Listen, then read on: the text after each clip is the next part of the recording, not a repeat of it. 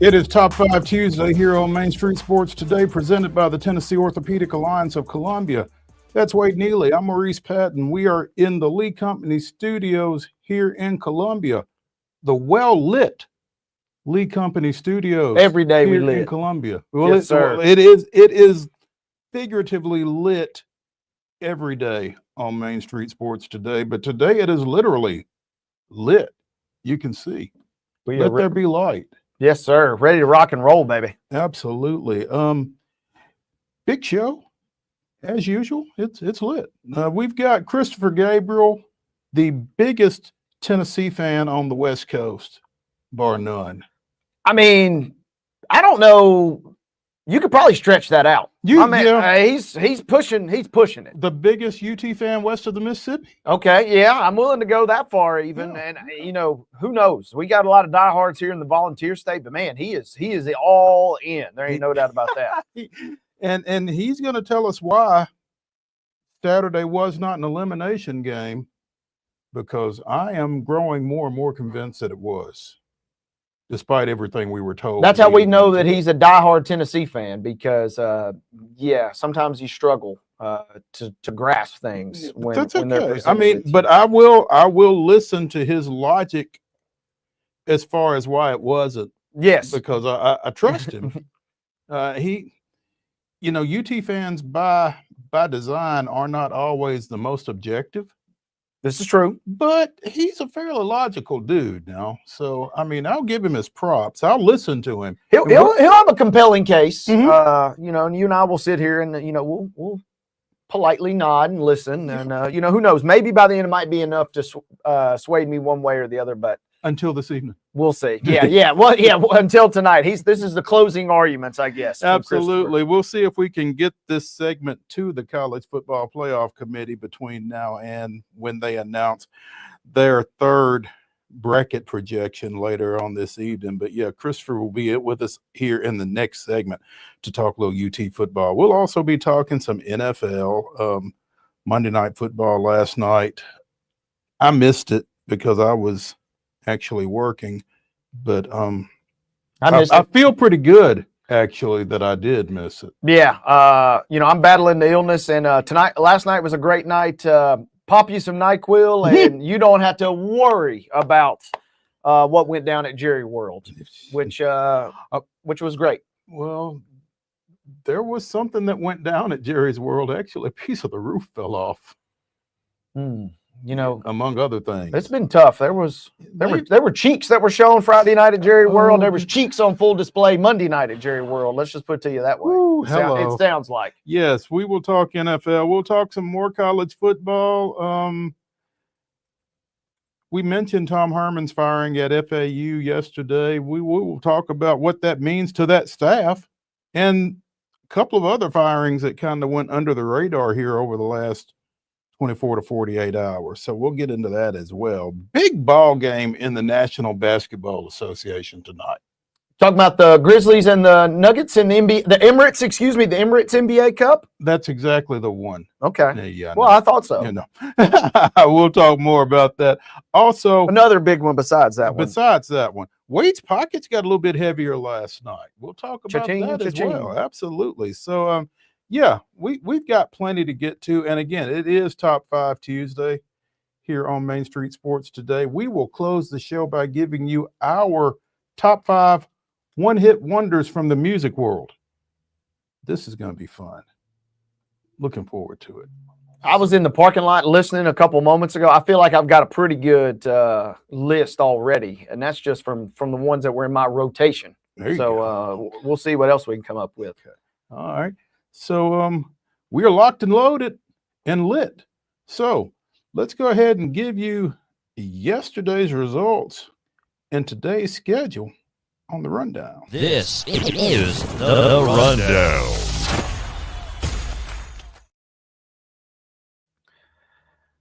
Buckle up, folks. The Tuesday rundown off and running. Let's go girls basketball to start things off, where last night It was Hume Fogg defeating Centennial 37-27. Chattanooga Christian on top of BGA 68-53 was your final there. Rossview 47, Franklin 37. Loretto taking care of Priceville, Alabama 51-35. It was FC Boyd Senior Christian 73, Zion Christian 33. Standalone boys basketball scores from last night. Mount Juliet Christian on top of Christian Community 41-38 was the final there. Franklin on top of Rossview 70-50. Summit takes care of Santa Fe 62-42. Got a feeling one of the few times we'll be talking about Santa Fe ended up on the wrong end of losses this year. But coverage of that one at mainstreetmurray.com, by the way. Yeah, make sure you check that out because, again, good win for Summit and maybe a learning tool early in the season for Santa Fe. Other quick scores, Zion Christian takes care of FC Boyd Christian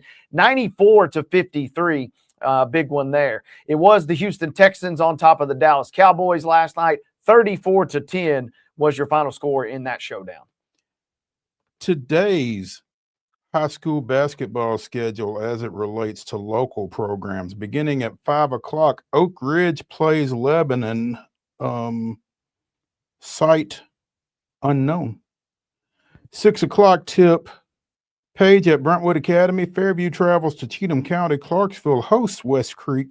Clarksville Academy is at Clarksville Northwest. Coffee County hosting Siegel. Columbia Academy taking on visiting Lincoln County. Stratford is at Ezel Harding. Culleoka travels to Forest. Franklin Road Academy hosts Shelbyville. Lipscomb Academy is a Good Pasture. Franklin, for the second night in a row, taking on Green Hill. Battle Creek making its varsity basketball debut at Hickman County. East Hickman goes to Houston County. Riverdale is at Lawrence County. Overton is at Lawson.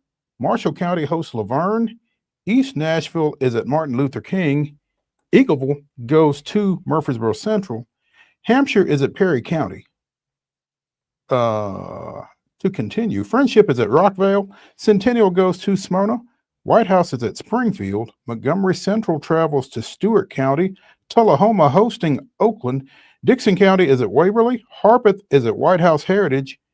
DeKalb County is at Wilson Central. And Mount Juliet takes on host Ravenwood. Other games tonight, these are standalone games. We'll start on the girls' side. Mount Pleasant traveling to Franklin Classical. That game gets underway. All these games, as a matter of fact, getting underway at 6 p.m. Milan will be at Kenwood. Harpeth Hall traveling to Merrill Hyde. Loretto is visiting Smith County. Spring Hill at St. Cecilia Academy. Boys basketball tonight. Westmoreland will be at Franklin Classical. That game is at 6. This other one is at 6. When I tell you MBA is at the Webb School, 7 o'clock start tonight as Trousdale County visits Mount Juliet Christian. 7:30 tonight, Giles County will be on the road at Summit. Women's basketball schedule for tonight. This is college variety. It'll be Fisk at Freed Hardeman. That game gets underway at 5 o'clock. Tennessee Tech will visit MTSU at 6:30. That game can be seen on ESPN+. Men's basketball tonight, Kentucky Wesleyan and Trevecca played an 11 o'clock game. Trevecca with the win, 105-58 there. Lipscomb, oh goodness, Lipscomb goes to Rupp Arena. 6 o'clock tip on ESPN+, taking on Mark Pope's Wildcats. East-West is at Tennessee State, also at 6. Also on ESPN+. 6:30 on the Plus. It's Oral Roberts at Belmont, and at 7, UT Southern goes south taking on Oakwood. Also at 7, Fisk goes out west taking on defending NAIA national titleist Freed Hardeman. In the association tonight, as Wade mentioned, in the Emirates Cup, it is Denver coming to the FedEx Forum taking on the Grizzlies. You can see it on FanDuel Sports. That is your rundown.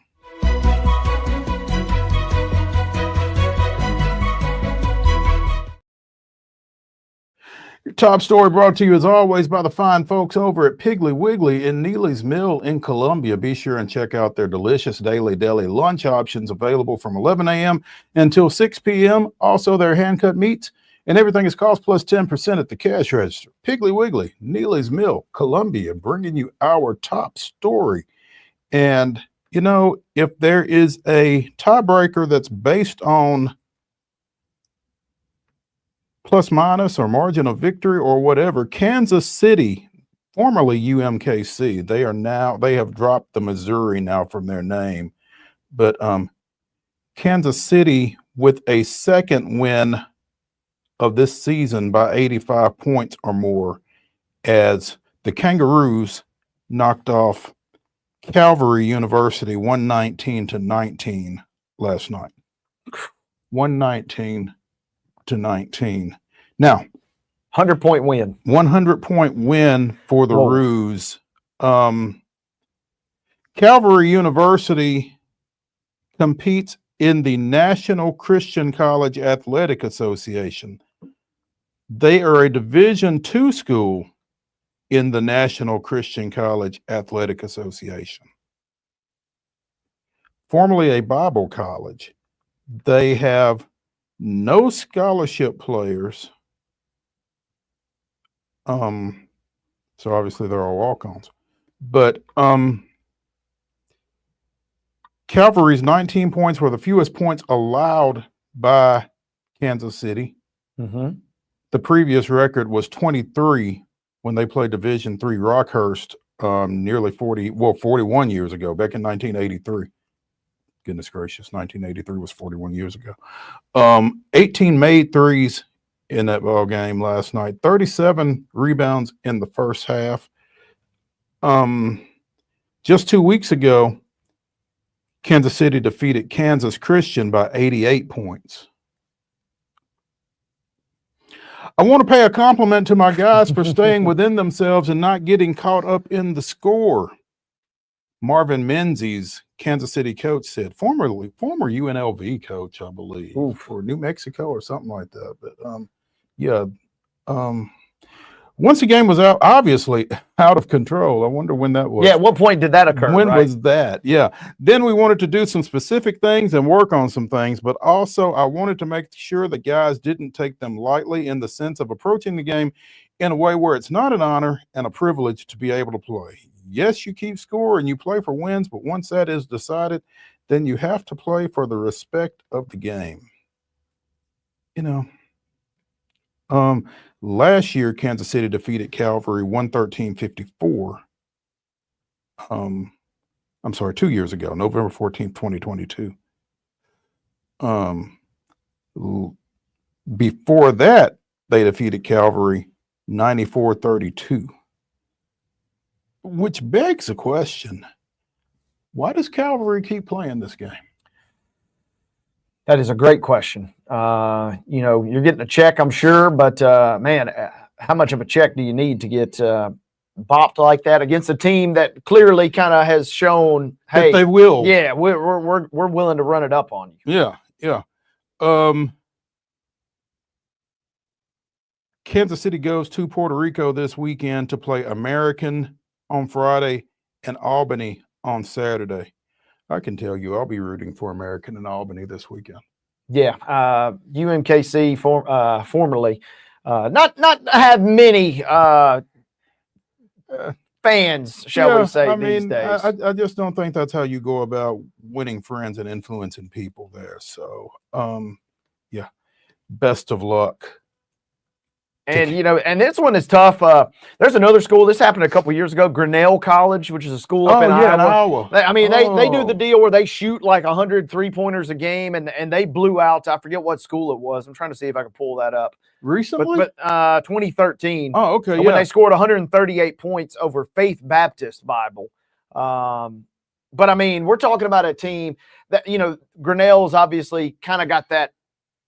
They're a private liberal arts school. They kind of were a little quirky. Yeah. At the end of the day, we're talking about a bona fide. School. Yeah. At the end of the day, we're talking about a bona fide school, and this is tough. This is not really good for anybody. Yeah. Grinnell's kind of the Pulaski Academy of college basketball. They do things a little differently. So yeah, to say the least. Yeah. Speaking of small schools, saw this come across my social media feed yesterday evening. Mississippi College of the Gulf South Conference in NCAA Division II Gulf South Conference. Incidentally, the commissioner is Columbia native Matt Wilson. Mississippi College is changing its name to Mississippi Christian University for the 2025-26 school year and dropping football. Oof. Apparently it's in reaction to transfer portal and NIL, which, we talked yesterday to Union University women's basketball coach about Mark Campbell and whether or how much those two entities were factoring into what he was seeing in Division I athletics. Union is also a member of the Gulf South Conference, but Mississippi College is dropping football. This will allow the institution to further its commitment to excellence in intercollegiate Division II play across its 17 remaining sports and pursue needed facility upgrades, according to the news release that was put out by the school. That news release, incidentally, is not findable on GoChoctaws.com, nor is anything else findable on GoChoctaws.com Scrubbed right now. Yeah.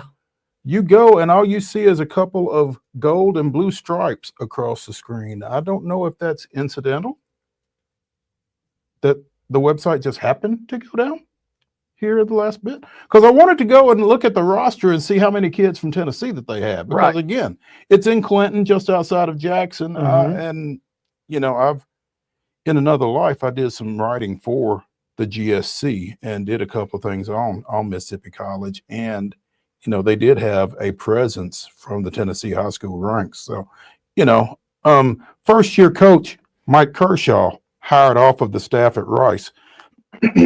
Sitting here shocked would be an understatement of the news our team received today from our administration.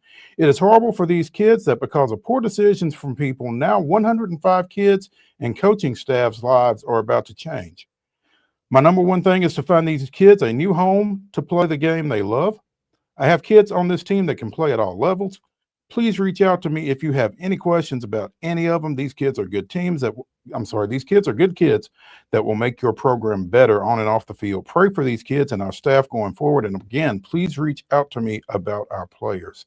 This was a statement that Mike Kershaw made on X or Twitter, however you care to approach it now. Mississippi College went 2-8 this past season, lost their season finale to rival Delta State 20-14. But, there's no real reason to shut a program down. Yeah. We see this at smaller schools, and obviously we were keeping tabs on the entire school shutting down at Birmingham Southern last year. But, this is, on one hand, yes, it is very, very tragic. And unfortunately, anytime you're talking about shuttering a program like this, on the other hand, I do see, especially having been in those offices for a long time, there is the opportunity to potentially enhance your coverage of what you're able to do for the rest of your student athletes. That is not a great selling point by any means. No one wants to hear that, but it is true. The court of public opinion, you're never winning this battle. So in that regard, it is a very unfortunate end. What you're saying is both can be right. Both are right, unfortunately. But yeah, no one wants to hear about your women's soccer team getting enhanced coverage at the expense of your football team being disbanded. Yeah. Tragically, absolutely. Let's take a break here on Main Street Sports Today, presented by the Tennessee Orthopedic Alliance of Columbia. When we return to the Lee Company studios, we will have joining us currently in the green room, Christopher Gabriel, the biggest Tennessee fan west of the Mississippi, we have decided. So stay tuned when we return to the Lee Company studios after this.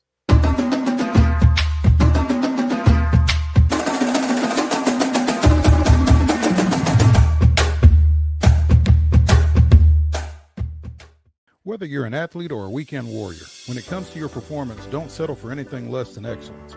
We're proud to announce that Mid-Tennessee Bone and Joint Clinic is now Tennessee Orthopedic Alliance of Columbia, where we are redefining sports medicine and orthopedics. Tennessee Orthopedic Alliance's team of expert sports medicine physicians understands the unique demands of your body. TOA Columbia specializes in personalized orthopedic care, offering state-of-the-art treatments for everything from sports injuries to joint replacements. Learn more at toacolumbia.com.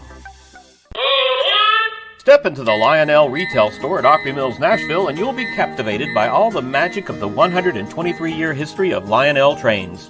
Whether you're already a train enthusiast or just getting started, Lionel will energize your love for trains. NASCAR fan, come check out your local Lionel station to learn all there is to know about model trains and diecast NASCAR collectibles. Visit nashville.lionel.com or call 615-455-9399. So Busy Bee is a very close-knit family. We fight just like every family does. We have arguments, but we always come out with a solution to the problems. We don't just fight about what we want, we fight about what customers need. We want to make sure that every customer we go to is more than satisfied. And that doesn't just start whenever we show up at their door, that starts when we show up every day at work. We want to make sure that we are serving our customers to the best of our ability. Custom Stone Handler supplies over 600 distributors and suppliers with quality stone products. Along with River Stone, we produce and distribute over 100 building, landscape, and other bulk products. Our goal is to provide quality products, service, and partnerships to ensure our customers' success. We firmly believe that the measure of any person or company is how they treat other people and customers. Give them a call at 931-490-4990 or visit CustomStonehandlers.com. With Lee Company technology, the best handymen are hands-off. Lee Company techs have been using visual findings and other smart technology tools for years to add transparency and virtually take customers along. You see what we see, whether we're in a crawl space or on a roof. With Lee Company, technology helps us help you, no matter what's happening in the world or at your house. He shoots, and he scores!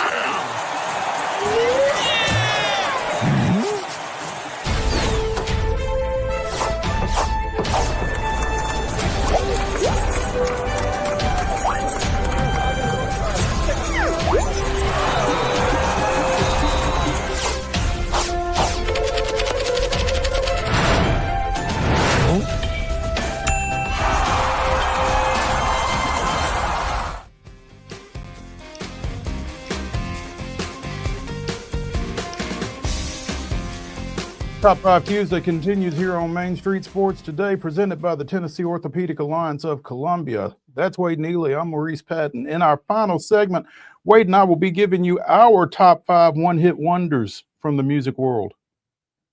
Good list. Which is going to be interesting because I have to tell you, I've done no homework on this yet. So There's a lot that when we say them, people are going to be like, oh, yeah, that song. yeah. And then they're going to be like, hang on, that's who sings that song or that's who made that one? Mhm. It's going to be a fun list. Good call for the final segment. Absolutely. We are joined now by Christopher Gabriel. You can find him on Twitter at CGPROGRAM. He is a radio personality at KMJ in Fresno. And don't let the distance fool you. This guy is one of the more knowledgeable Tennessee. I don't even want to put him in the realm of fan. And he's one of the more knowledgeable people that I know regarding Tennessee athletics. And yeah, again, just because he's out in Fresno, don't get it twisted. This guy knows a lot. And so, Christopher, thanks for joining us on this Tuesday afternoon from your vehicle. Yeah, it's good to be with you guys. Can you hear me okay? We got can. We got you. We are good. You know, we're good, man. I spent a lot of time because first of all, I apologize. It's been one of those days at KMJ. I got to work this morning at 3:45 a.m. our time, and my plate suddenly had 3 times the stuff on it. So I wasn't able to get to my home studio or a studio at the station. So I'm stuck in my car. So I spent 10 minutes positioning the car with the sun and the glare and trying to get it right for you guys. So hopefully this is okay. By the way, Wade, did you just get married? In October, early October. I somehow missed that, or it's been a while since we did. So first of all, congratulations. I saw a lot of the pictures. The best of health and luck and love to you and your lovely bride. That is awesome. And Mo, the way you started, I get people all the time saying, how can you be a Tennessee fan living in California? It's like, well, a buddy of mine that lives down the street's a Notre Dame fan. How can he be a Notre Dame fan living out here? You know, I grew up with the Vols. I had an uncle that went there. I was recruited for basketball by Ray Mears. You know, I mean, it's been a lifelong passion since I was 7 years old, and now I can do it as a fan and as a media member. So it's in fact one of my daughter's classmates was offered a swimming scholarship, and she accepted it at UT. So there's more of us out here than you think. Oh, I'm sure. And I mean, it's not like, you know, the old days where you couldn't see them or couldn't hear them. I mean, every Tennessee game is available, you know, pretty much wherever you are. So it's not Yep. nearly as hard now to be a fan as it was. But you know, you had a couple of posts over the weekend following Saturday's 31-17 loss down at Georgia. And it was talked about a lot leading up to the game that this wasn't necessarily an elimination game for Tennessee. It probably was more so for Georgia.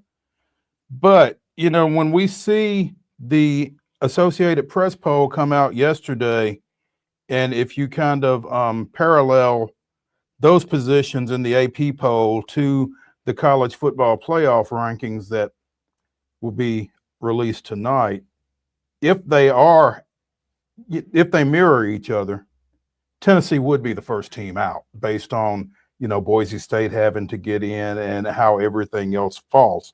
So tell me, Chris, how was Saturday not an elimination game for Tennessee? I'm sorry, Christopher. That's whatever you can call me, whatever you want. You have that power.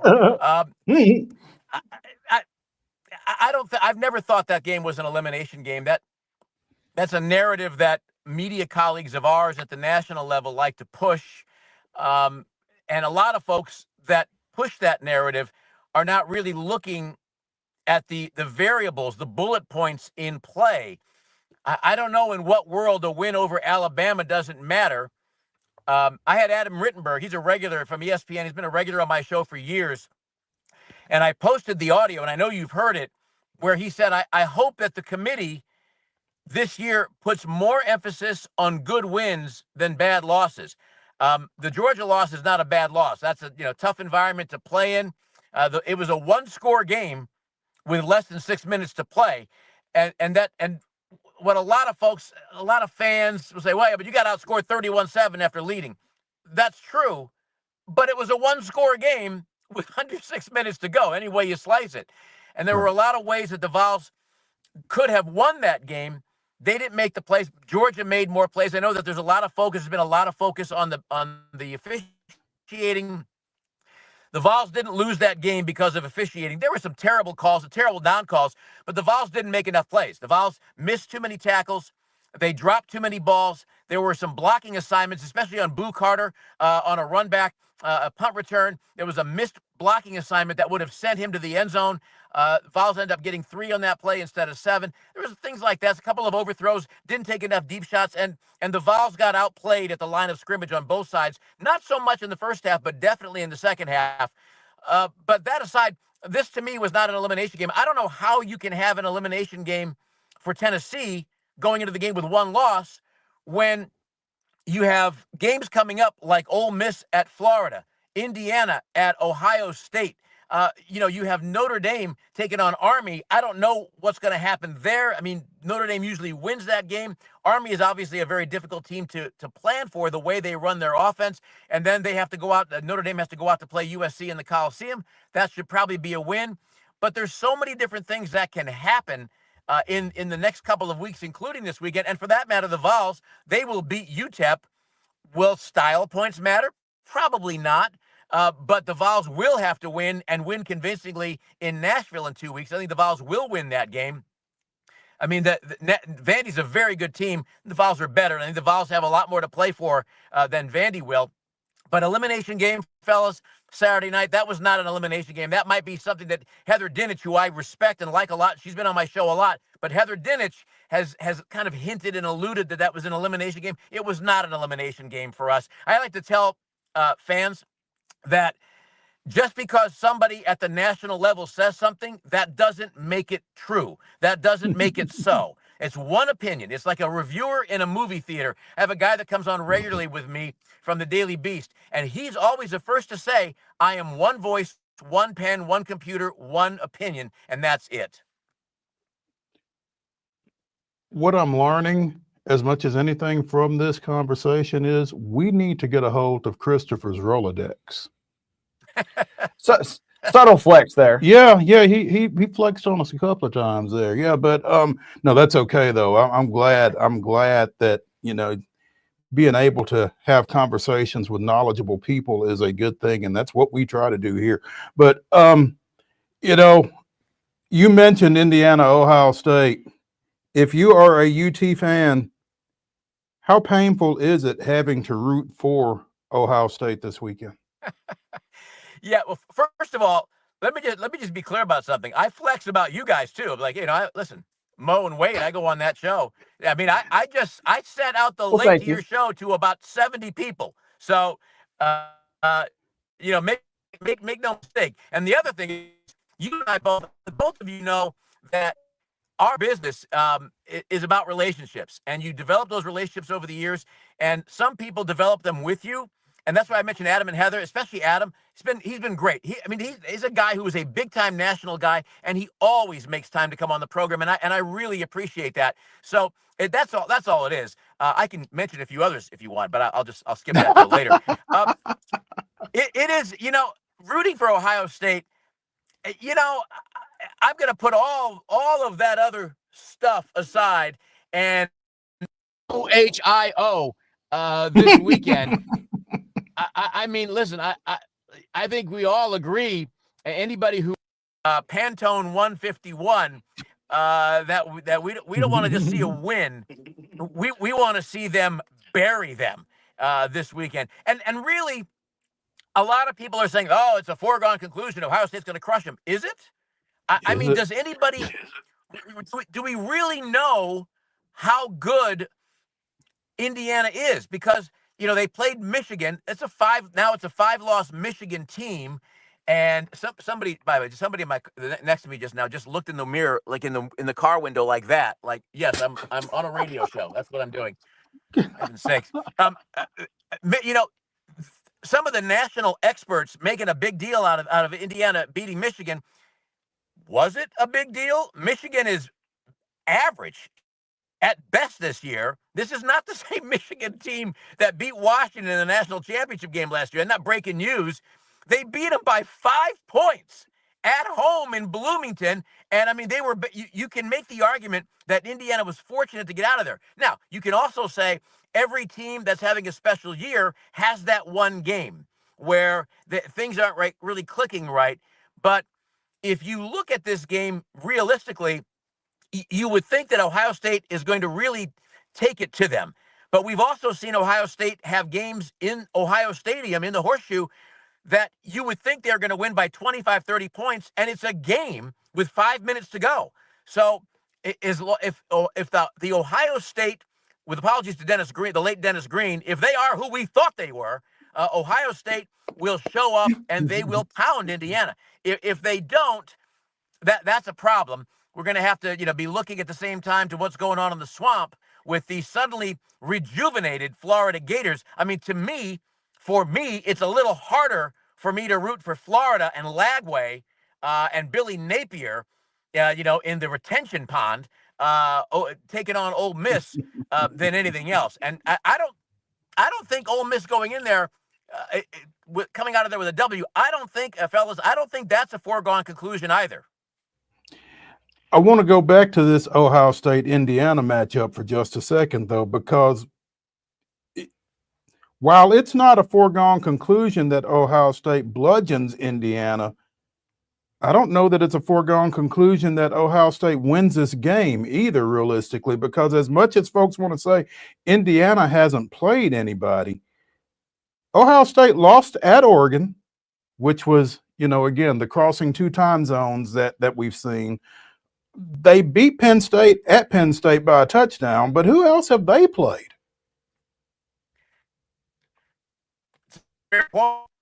I mean, it's a fair point, and this is where I think a lot of Vols fans and some media members have hinted at it as well. Will say there's a couple of things in play here. Who have a lot of these teams actually played? I mean, some will argue that, well, who has Tennessee played? Well, who have you played? You know, whoever you are. I mean, you mentioned Ohio right. State and Absolutely. Indiana and Texas. Yeah, I mean, who have you played? And the problem here for Tennessee right now, and I don't want to, I hesitate at saying this because I don't want to feed into the beast that is the paranoia that, oh, nobody likes us. No, everybody hates us. That's just not true. There are media members that don't like Tennessee, and you know what? There are media members that don't like Florida and Ohio State and USC and Oklahoma. That's just the way it is. But there is a certain equity right now that is attached to Ohio State. And their name equity right now, all things being equal, they aren't equal. Ohio State, I believe, is going to get a better shake as if they become a 2-loss team than Tennessee will. And that's just a past precedent. You know, we have a body of work to see that being the case. No different than a couple of years ago in 2022. You talk about Alabama. When Alabama finishes ranked one notch above the Vols, even though they lost head-to-head, they had the same record. So there's this fight that Tennessee, to kind of bring your point to another level, Mo, there's a fight that Tennessee has. There's a level that the Vols football program has to get to that they haven't gotten to yet. Tonight, hadn't been able to beat Georgia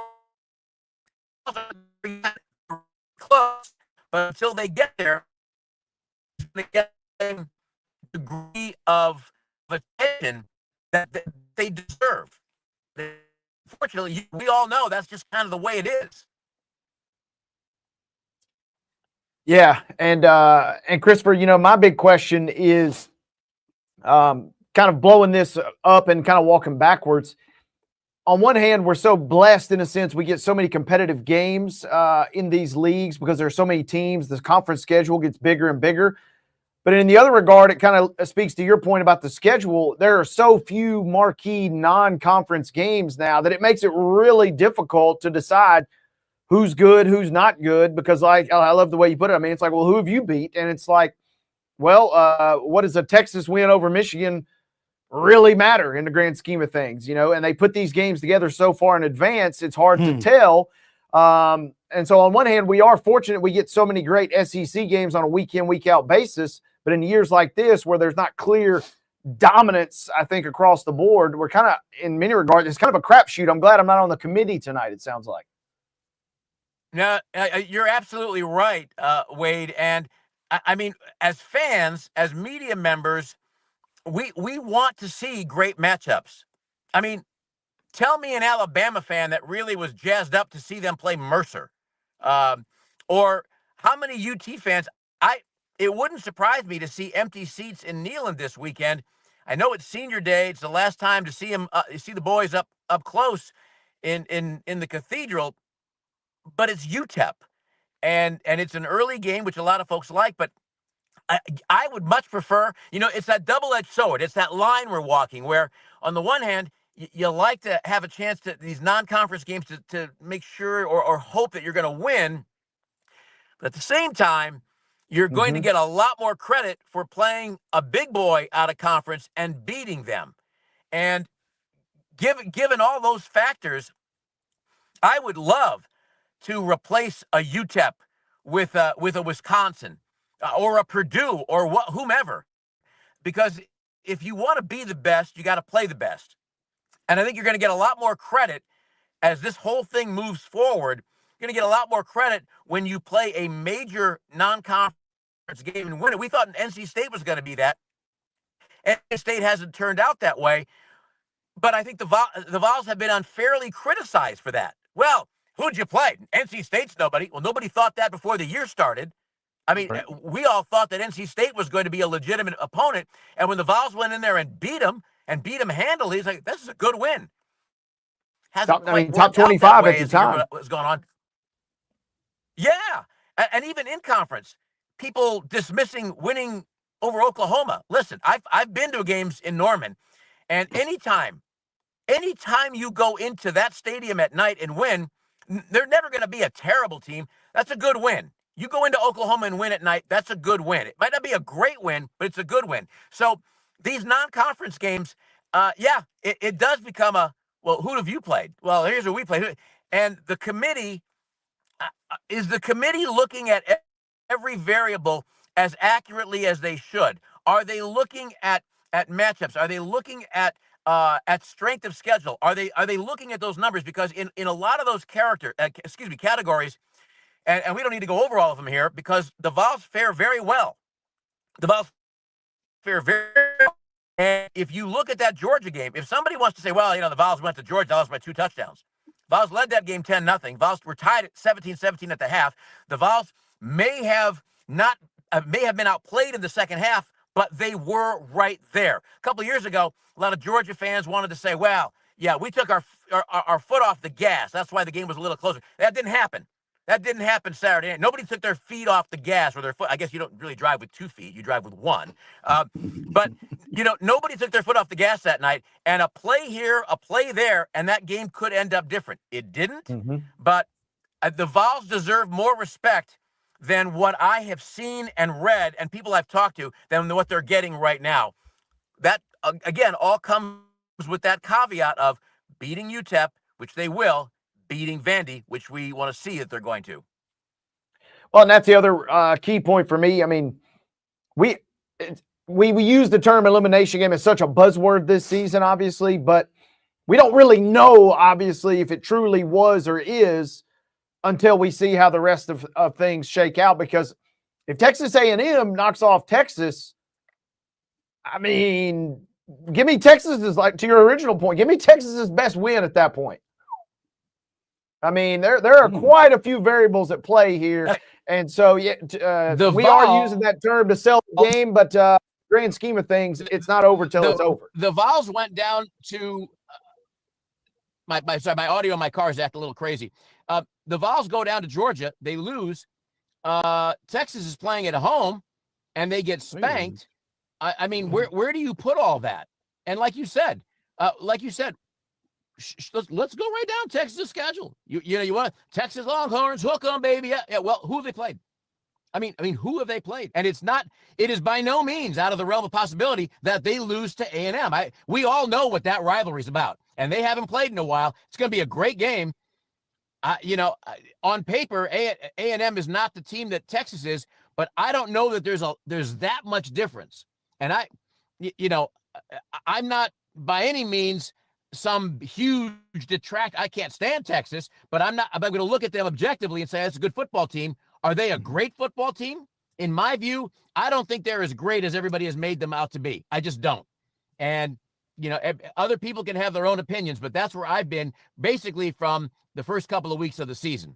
So I think the hope has to be that the College Football Playoff Committee is doing its homework in full, because figuring out, particularly if Texas A&M beats Texas, for instance, ranking these SEC teams alone with the way everything has gone, I just hope that they do their work, So yeah, you're looking at potentially a 6-team log jam. Good luck deciding all that. Where everybody's beating everybody. There's one problem I have with the committee, and I've had a member of the March Madness committee on my program, and I've had a member of the Division I baseball selection committee. He lives here in Fresno on my show. We've talked before about the makeup and the machinations of how it all works. I don't know how to get around this, because you don't know what teams are going to be in contention or not.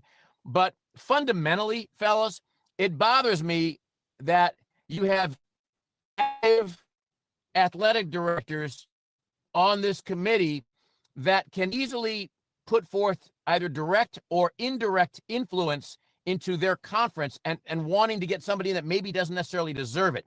And I'm thinking about Ward Manuel. Now, Michigan's not in contention this year, but let's just say they were.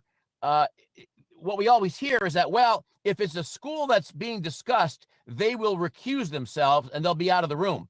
But it is foolish to think that when that individual comes back in the room, he or she doesn't have some sort of say or some sort of influence. And the entire time they are there, being able to push a little bit more stridently for teams in their conference. And I realize that fans from other conferences will say, "Oh, wait a minute, baby, you like Tennessee, and Greg Sankey has a lot of pull and has a lot of sway." I get that, but I just wonder going forward if there is going to be a better way to create a committee that at least visually, at least perception-wise, there's less chance of there being undue influence where there shouldn't be. It's a heck of a point, and it's something to definitely keep an eye on. Christopher Gabriel of KMJ Radio out of Fresno joining us here on Main Street Sports today. Always a pleasure when we're able to get you on, Christopher, and look forward to seeing you again here soon. Fellas, I always appreciate the invite. It's great to chat with you. Always. Is that a new set that I'm seeing? Yeah, baby. It's coming good. along. We're working on it. Thank you. Tennessee helmet. I well, like it. No, I like it. I like it a lot. Hey, if you can get us one, send it on. Well, that's it. You know, now I know my sources tell me that you're looking to have a live band in there too, like Letterman. So that's kind of a cool thing. So hey, shh, don't tell all our secrets. Yeah, come on now. Hey, we'll talk to you, man. Thank you. All right, man. Thank you, Be well. Christopher. Thanks. Bye-bye. All right. Hey, when we continue here on Main Street Sports today, presented by the Tennessee Orthopedic Alliance of Columbia, we're going to talk a little professional football. Stick around when we come back to the Lee Company studios after this.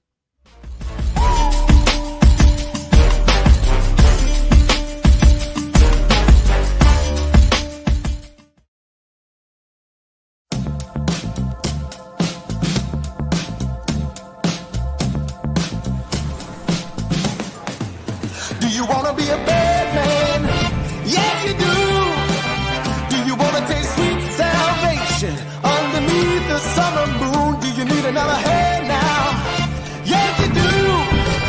Go see Miss Josie down on Columbus Avenue. All right, Columbus Avenue. At Delta Dental of Tennessee, we know our success begins and ends with providing superior quality service, and that includes serving those who need it most. This year, we're celebrating 25 years of giving back to the community we call home. Delta Dental, along with our Smile 180 Foundation, supports Tennessee's dental colleges and oral health education, children's hospitals, free and reduced cost dental clinics, and other like-minded charities. Here's to the next 25 plus years of ensuring healthy smiles. So Busy Bee is a very close-knit family. We fight just like every family does. We have arguments, but we always come out with a solution to the problems. We don't just fight about what we want, we fight about what customers need. We want to make sure that every customer we go to is more than satisfied. And that doesn't just start whenever we show up at their door, that starts when we show up every day at work. We want to make sure that we are serving our customers to the best of our ability.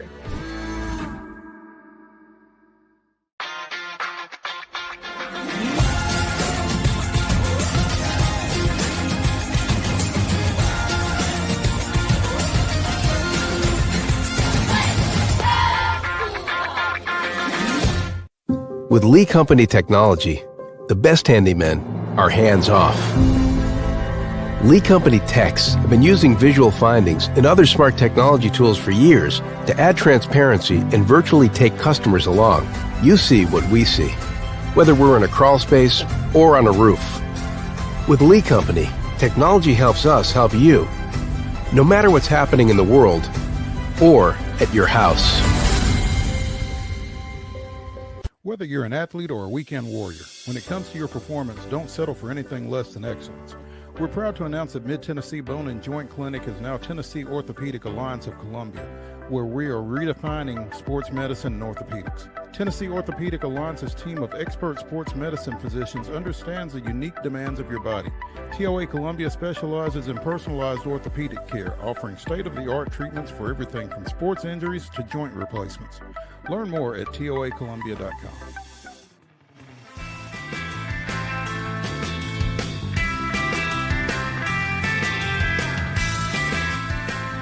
Pop Tuesday continues here on Main Street Sports Today, presented by the Tennessee Orthopedic Alliance of Columbia. I'm Maurice Patton. That's Wade Neely. We are coming to you from the Lee Company Studios here in Columbia. Let there be light. Houston 34, Dallas 10 on Monday Night Football last night at Jerry's World, as you mentioned earlier in the show. With the loss, the Cowboys continue to be winless at Jerry's World. They've lost all 5 of their games this season and had a playoff loss at home last year. So winless in their last 6 games there. And they are one of 2 teams in the National Football League that has not won a game at home. The other one being their NFC East rival, New York Giants. I don't think that's necessarily company that the Cowboys want to be in. No. And, coming into the season, I think Cowboys fans said, okay, we might be in competition with the Eagles. Don't think they banked on being in competition with the Commanders. Turns out neither of those situations were the case. They're in competition at the bottom of the standings with the Giants. And competition might be a stretch. The Travis Hunter draft competition is what kind of the realm that they're in right now, basically. Yeah. You wonder who's going to throw it to him at this point. I mean, I guess it's Dak, but I don't know how easy or how hard that injury is that he's got is to come back from. But right now, you are getting geared up for a Thanksgiving quarterback matchup of Cooper Rush and Tommy DeVito, because the Giants have sat Daniel Jones down, and probably not a moment too soon, but that's riveting Thanksgiving fare right now. Absolutely. Hope everybody really loves their families, because this year you're not going to get bailed out with an entertaining game to watch around the Thanksgiving meal. So, yeah, that one will stink. But just this time last year, the debate was kind of on, is the NFC East the best division in football? And here we are. You can make the case, depending on your evaluation of where Washington sits right now. This is one of the worst divisions by far. The bottom 2 teams are definitely bad. They're dragging it down. They are really dragging them down. So, a real snoozer last night.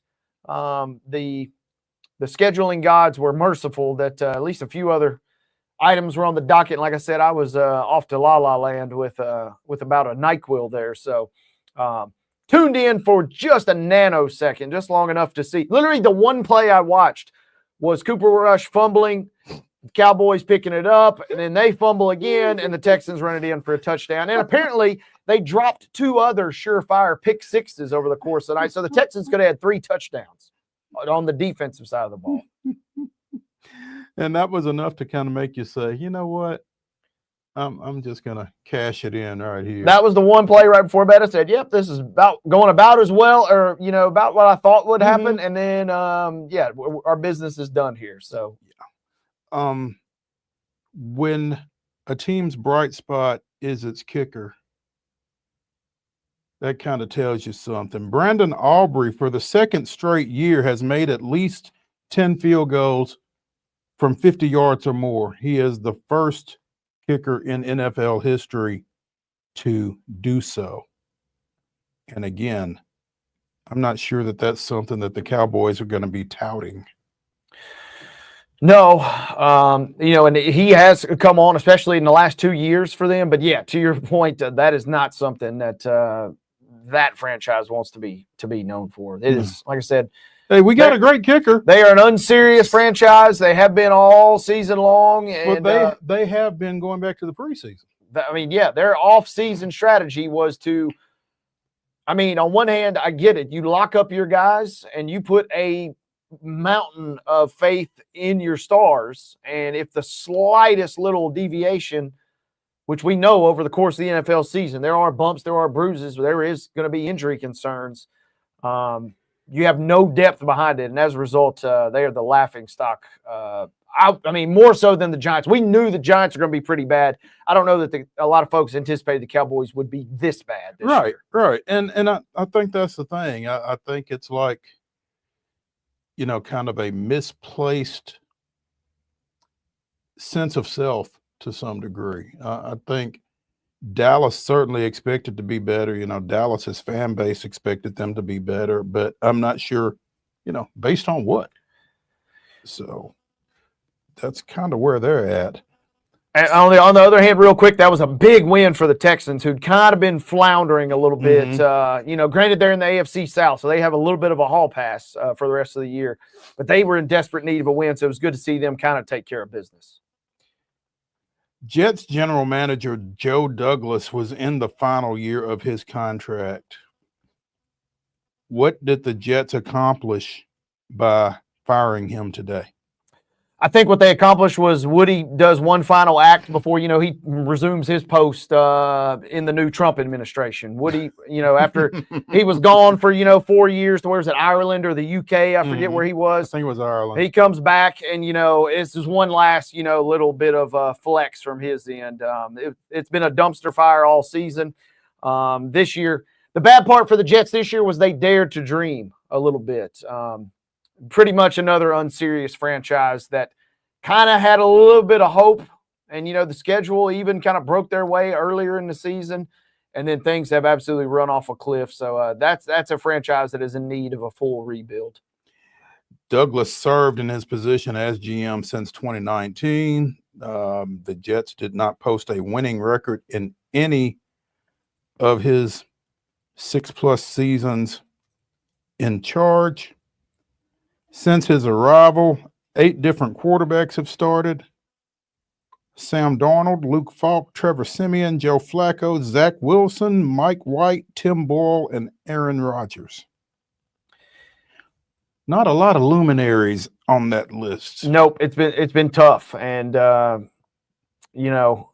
we see Trevor Lawrence is not necessarily the greatest option by any stretch, but we see when the Jets decided to get cute a couple years ago and win 2 or 3 games at the end of the season and slide up in the draft order, or slide down, I guess, if you will, in the draft order, and get stuck with Zach Wilson. That project kind of set them back a little bit, and they have had it's been tough. It's been some lean years for the Jets, and this is kind of par for the course. Hoping a new GM, hoping a new coach.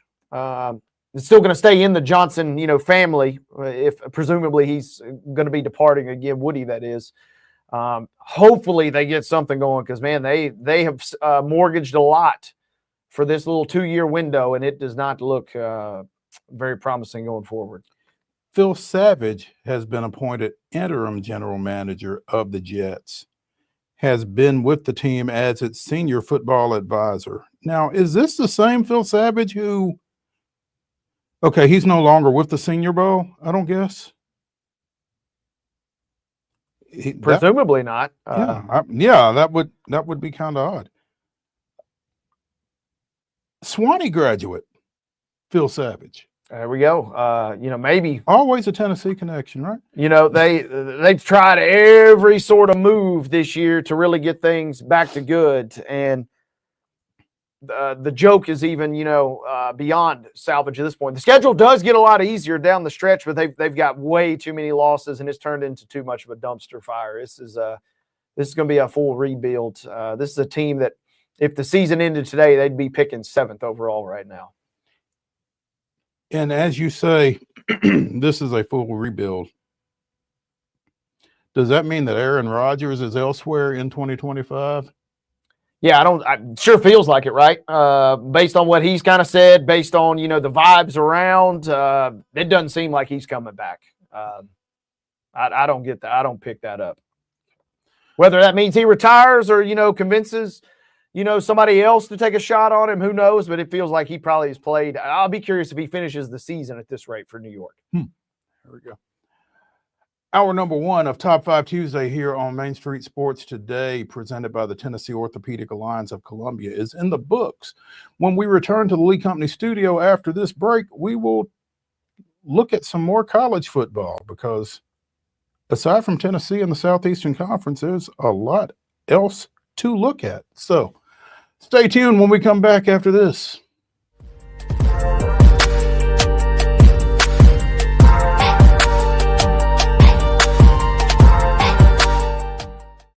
Nashville's Nutcracker returns to TPAC this December, presented by Nashville Ballet. This holiday season, audiences will journey with Clara and the Nutcracker Prince through Nashville's history and the land of sweets.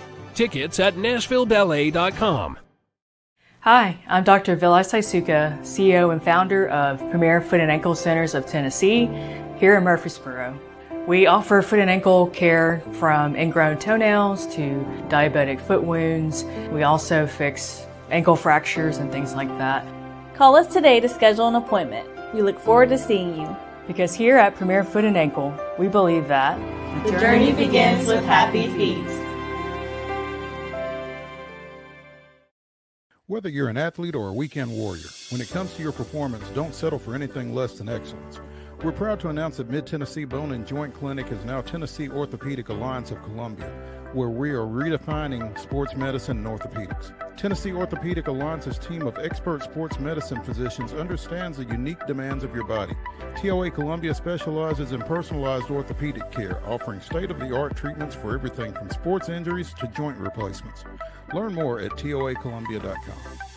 Jones & Lang Sporting Goods here in Columbia has been outfitting teams, officials, and anybody else from T-ball to college for 50 plus years. Be sure and check them out at 931-388-8060 or online at jonesandlang.com. Jones & Lang Sporting Goods, the look of a winner. Zion Christian Academy, zioneagles.org or 931-388-5731. You can schedule your appointment. Go tour their campus. It is beautiful over there, and you're definitely going to want to see it. Again, it's zioneagles.org. Give them a call, 931-388-5731, and schedule your tour today. With Lee Company technology, the best handymen are hands-off. Lee Company techs have been using visual findings and other smart technology tools for years to add transparency and virtually take customers along. You see what we see, whether we're in a crawl space or on a roof. With Lee Company, technology helps us help you, no matter what's happening in the world or at your house. Custom Stone Handler supplies over 600 distributors and suppliers with quality stone products. Along with River Stone, we produce and distribute over 100 building, landscape, and other bulk products. Our goal is to provide quality products, service, and partnerships to ensure our customers' success. We firmly believe that the measure of any person or company is how they treat other people and customers. Give them a call at 931-490-4990 or visit CustomStonehandlers.com. Piggly Wiggly, located in Neely's Mill Shopping Center, is Columbia's locally owned and operated Cost Plus 10 grocery store dedicated to serving the community with low prices and smiling faces. Piggly Wiggly offers fresh, hand-cut meats daily, as well as daily hot plate lunches from their deli counter. You're certain to see smiling faces and a helping hand when you're here at Piggly Wiggly. Come by and check out our fresh produce, high-quality meats, and more. Down home, down the street, we'll see you at the Pig.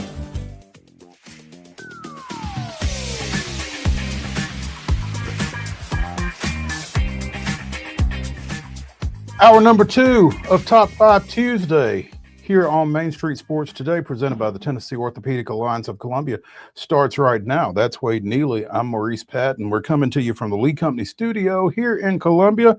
And in our final segment, it is Top 5 One-Hit Wonders. Stick around. Should be fun, especially since I've still not started on my list.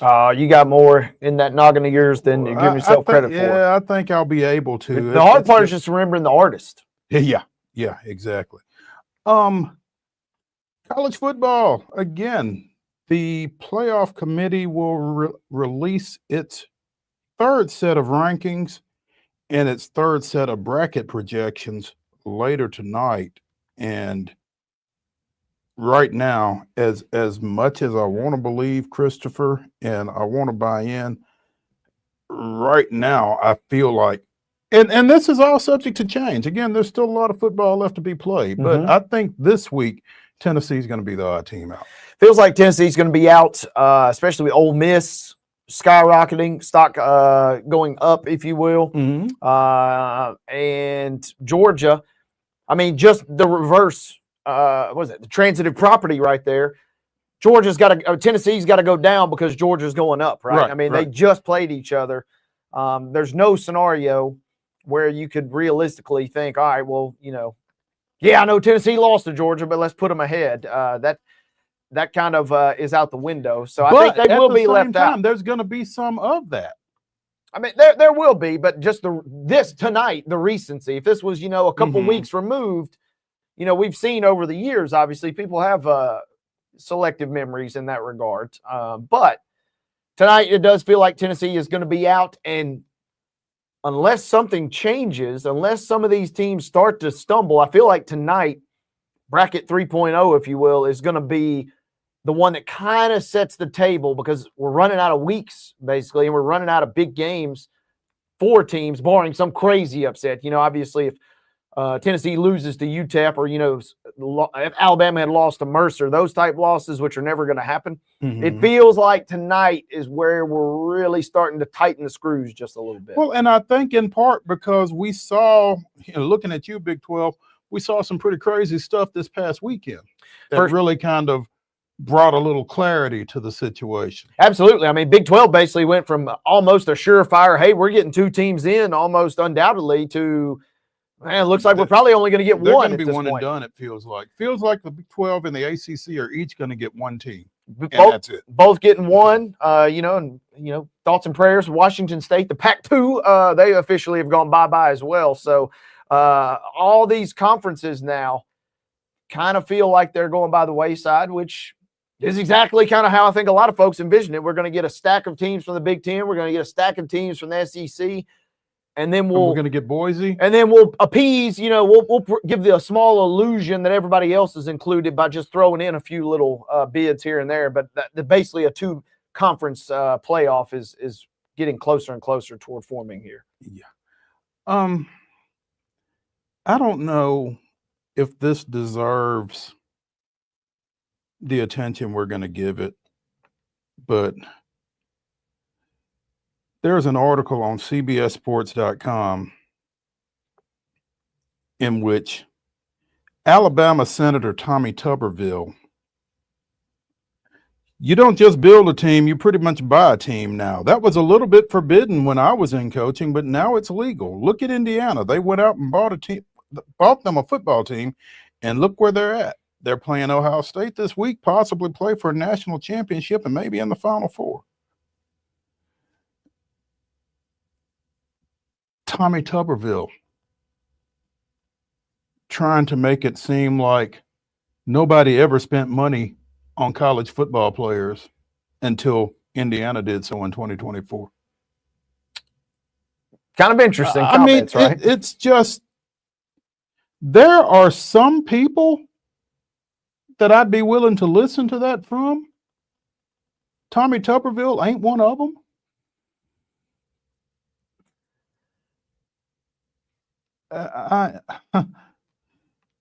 That's just, I don't think you should be able to recruit with money, Tommy said. I don't think that it's right to go out and start offering a $500,000 contract to a 10th grader at a high school. I don't think you should be able to recruit with money. I think you recruit with your school and then your salesmanship, but then you get there and you give them the opportunity to make money. Now, I will say this. I don't disagree with that statement. I wasn't expecting to hear that, but it's just people that suddenly get religion kill me sometimes. And I just don't know what to do with Tommy Tuberville being holier than thou in terms of how college football athletes are winding up on college campuses. I'm struggling with that. And casting aspersions at Indiana in particular. I mean, Yeah, that's what really got you riled up. Well, I will say he this. came at the Hoosiers and Mo got all ornery on him. If anybody's got the right to go out and buy a team, it'd probably be Indiana. And you're wondering how the heck that happened.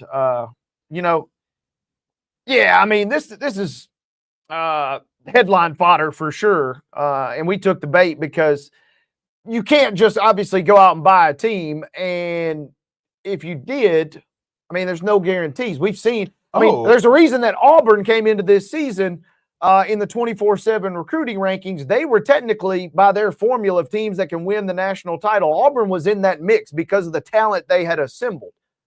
And how did they assemble it? Exactly. Look at Auburn's record. So, I mean, there is a lot more that goes you into got it. Once you get the talent there, you got to do something with it, and not everybody does. So even if you bought a team, you got to do more than just buy a team.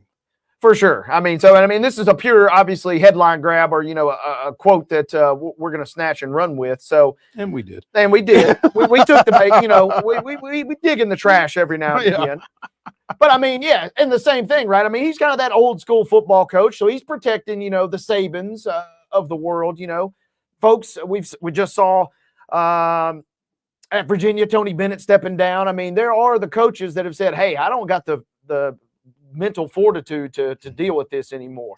Okay, now that may be true, but also there's a little bit of undertone, at least from some coaches, that feels like, "Hey, I don't get to play the game the way I used to play it, and I don't get to call the shots the way I used to call it."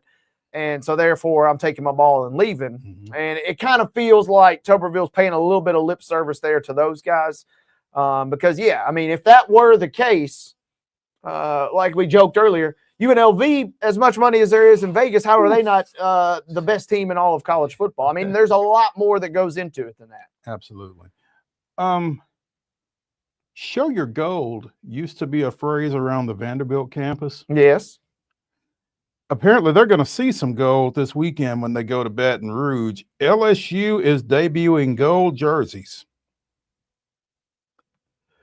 They typically wear either a white jersey, gold pants, and gold helmets, or they go with white jerseys on purple pants and white helmets.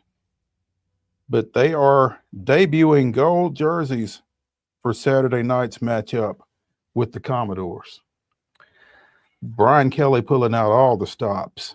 Yeah, as Vanderbilt comes to town. I got some LSU fans in my life, and I know it's been a rough couple of weeks, but they are down bad with this news. They said this is how bad it's gotten. We're resorting to gimmicks and tricks to get excited. So on an occasion where if they were undefeated, you'd be saying, "Oh man," even if you didn't like the jersey, you'd probably be like, okay, whatever, it's okay."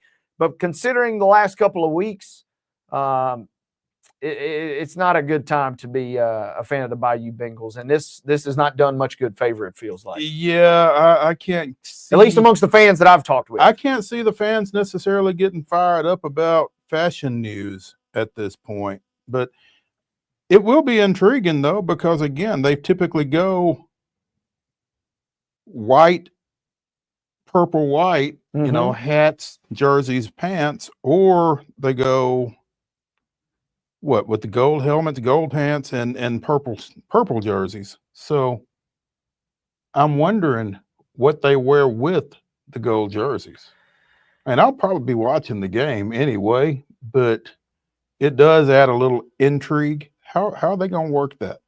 Yeah, somebody's going to have to bust out the calculus to figure out the recipe uniform combo. I mean, maybe this is an EA. I hope it's not all gold. Maybe this is an EA Sports ploy, just to get a little attention for next week's update to include these, because whatever it is, they got to do something, because it is a rough time on campus. And still with the sign of life at Vanderbilt. And I know they've taken some lumps lately as well, but they're still a competent team.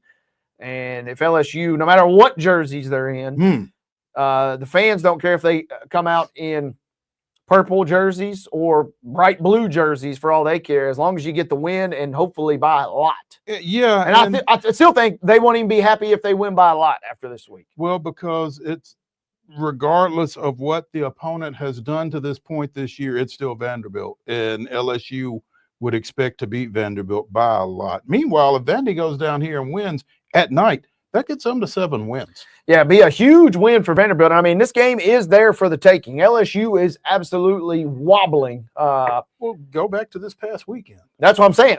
They are absolutely – they are – I don't know that Vanderbilt has the gusto just to be able to pull that. They're right there wobbling as well. A couple of weeks ago, Vanderbilt going in, ooh, man, this would be a prime upset potential. I think it'll be an ugly game, and depending on your affiliation of the jersey or fandom of the jerseys, it'll be an ugly aesthetically game as well, because when they debut these things. I'm going to tell you what. I think back to what Marcel Reed and Texas A&M did to LSU, and if they've not adjusted to the quarterback run any better, Diego Pavia might go down to Baton Rouge and put on a show. I will not be shocked if Vanderbilt goes down and wins this game. And things, LSU is just right there. Yeah. Coming in, they are right there to fall off the proverbial cliff, it feels like. Mm-hmm. And this would be a loss, obviously, that would do that. They are favored by 7.5, but and they're clinging to the top 25. This is a matchup of two identical teams, 6-4 and 3-3 in league play at 6:45 on Saturday night. It's interesting. They are identical teams, but it feels like they've gotten here in two totally different manners. Just a couple weeks ago, I mean, LSU, we're all scratching our heads saying, this is a really good team. How in the world did they lose to USC to start the season? And then now here we are a couple weeks later, and we're like, this team, they got lucky to win as many games as they've won thus far. Mm-hmm. Yeah. You know, we mentioned on yesterday's show that Tom Herman had been fired at Florida Atlantic, not to be confused with the late Pee Wee Herman, but this has become a little bit of a sideshow, because with Herman's firing, defensive coordinator Rock Bellantoni is back. Bellantoni was fired a week ago after FAU lost to East Carolina, and apparently that was considered by many kind of a shield move on Herman's part.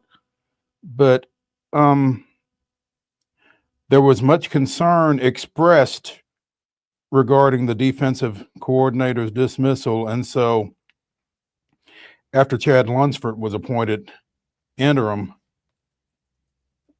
he decided to bring Bellantoni back. Why not? You're right? still here, right? Yeah. You ain't moved yet, have you? Come on. Your office.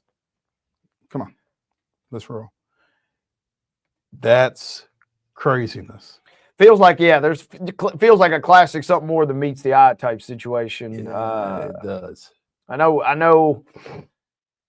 There's a lot of ego that gets involved, and we're talking about an 0-6 team in the Sun Belt, or in the American rather. And I mean, it's a rough situation. But anytime this type of move, it just feels kind of like the Kennesaw State, right? It feels like something else is going on we're just not privy to just yet. Speaking of Kennesaw State, you know, the Owls' one win was over Liberty. Mm-hmm. I looked up at one point this weekend, and Liberty was losing like 20-7 to UMass. I never saw a final score, but UMass has fired its coach.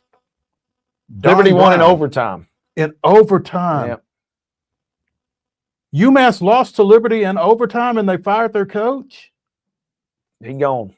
Sounds like 6-28 is Don Brown, or was Don Brown, former over Michigan 3 D coordinator seasons. Don Brown. Yeah. They are 2-8 on the year, but my goodness, again, they took Liberty to overtime. Took them to OT, and UMass had obviously the record is what the record is. They had seemingly gotten a little better. That's just kind of and they're getting ready to join. It's either next year or the year after. They're joining the MAC in football only this year. Next year coming up, and so maybe a chance, I guess, to just kind of get your ducks in a row. Don Brown is an older coach. He's kind of a crusty old defensive coordinator. I can't see him being super personable, and so if that's any sort of quality. He's a hell of a D coordinator. And so if he wants to keep coaching, he'll be a great fit for somebody. But feels like his years as being a head coach were behind him, especially at a program like UMass. Offensive coordinator Shane Montgomery has been appointed as interim coach of the Minutemen, who travel Saturday to Georgia. That's where you want to make your head coaching debut, right there. Maybe Don Brown said, you know what? I'm out. Hey, I took Liberty to overtime. What more do y'all want from me? Y'all are still upset. I'm out. Woof. That is, Godspeed to UMass. And UMass takes Liberty to overtime. Its coach get fired. Temple beats FAU in overtime, and Stan Drayton is gone. It's a tough time to be coach of Owls. Yeah, between Kennesaw State and now Temple getting rid of their guys. Temple 3-7 on the year, despite the 18-15 win over FAU that apparently did did Herman in, but he had been there for the past 3 years. At no point did Temple win more than 3 games. Yeah, tough deal. Temple obviously is a program that hadn't had a ton of success in football for a long time, and getting fired after a win is a real disappointing way to go out. That's tough. Yeah. Let's take a break. Hear from the Lee Company studios on Main Street Sports Today. When we come back, it's a grab bag, because we got some stuff from the association to talk about. So stay tuned after this.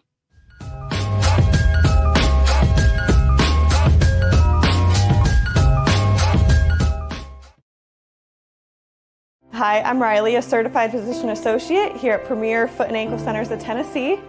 We have a couple locations, Murfreesboro, McMinnville, as well as Franklin. We treat people of all ages. We're excited to get you back on your feet and hope we can help you today. Call us today to schedule an appointment. We look forward to seeing you. Because here at Premier Foot and Ankle, we believe that the journey begins with happy feet. He shoots, and he scores!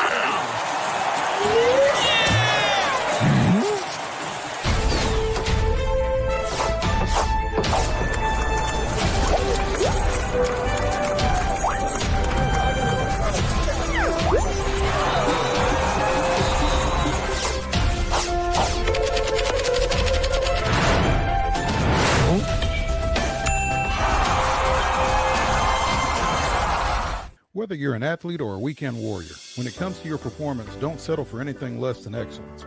We're proud to announce that Mid-Tennessee Bone and Joint Clinic is now Tennessee Orthopedic Alliance of Columbia, where we are redefining sports medicine and orthopedics. Tennessee Orthopedic Alliance's team of expert sports medicine physicians understands the unique demands of your body.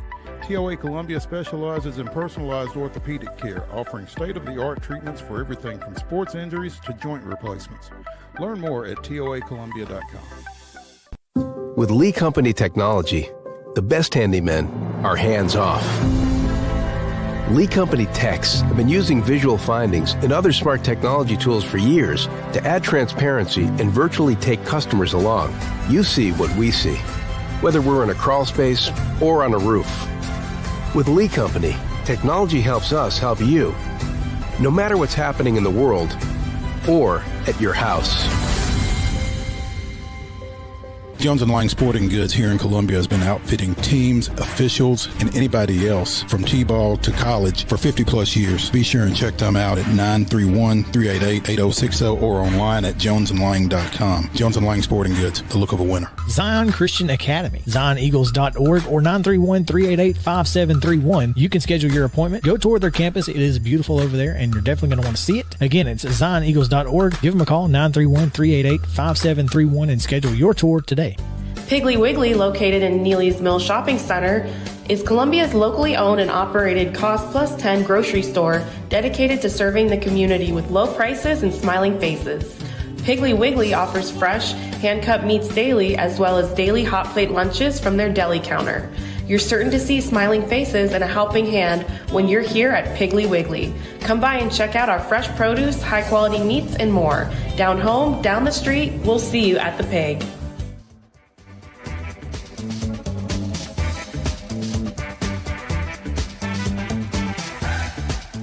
Working on my list because in the final segment, and it's getting closer, Wade and I will be bringing you our top 5 one-hit wonders here on Top 5 Tuesday on Main Street Sports Today, presented by the Tennessee Orthopedic Alliance of Columbia. But before we do that, we need to get in the grab bag, and we will start with arguably the second biggest game in the National Basketball Association tonight, aside from the Grizzlies and the Nuggets in the Emirates Cup. Emirates NBA Cup. We don't want to get anybody, upset with us. I guess I just thought since it was NBA that the Emirates NBA Cup might be a little redundant. You would think, but they've been very clear with the way they're marketing branding. that. Yeah, so okay. I'm not even sure what other than the airlines. I don't know what Emirates necessarily is in charge of. Maybe I don't need to know. Maybe I don't want to know. Yeah. You might just want to leave that alone. The 11-3 Boston Celtics welcome to the Garden the 15-0 Cleveland Cavaliers. Is this where the train stops? You have said it is. And I'm going to kind of defer to you just because my knowledge of the NBA is not that deep. But obviously on any given night, anything can happen, but what is it? What's Cleveland got to do to extend this streak? Well, the main thing is I think it ends tonight just because this is the best team they've played since the last time they knocked off Boston. I mean, if they were playing, the Hornets, the Nets, and the Pelicans the next 3 nights and then Boston, I'd say, well, this streak probably continues. I will not be shocked if Cleveland does pull out the win. I just feel like Boston playing at home and kind of realizing, hey, we're only going to get so many cracks at these guys in a regular season. And this is clearly a 2-team race for that number 1 seed. And we're at home. Tatum's been, on a little bit of a revenge tour all year long. I think all that plays in. The spread is 5.5. Vegas at least thinks it's, in favor of Boston. I think it'll be a great game tonight, and it's on TNT, so everybody will be able to watch at 6 o'clock. And then, we've joked about the Emirates NBA Cup. But the other thing is, too, if Boston has any sort of value on that, they lost to the Hawks the other night. And so if they lose this one tonight, they're 0-2 and in their group. And so it would be somewhat difficult for them to potentially claw back from that deficit. So again, if they put any stock into that, I think more of that is going to be put into stock that, hey, you have Cleveland, who's pretty much your clear-cut established competitor in the East now, and we want to get these guys at home. I think it's going to be a fun game tonight. I'm looking forward to it. Should the Cavaliers actually get past Boston tonight, it's Pelicans, Raptors, and Hawks all in Cleveland their next 3 games before going to Atlanta a week from Friday.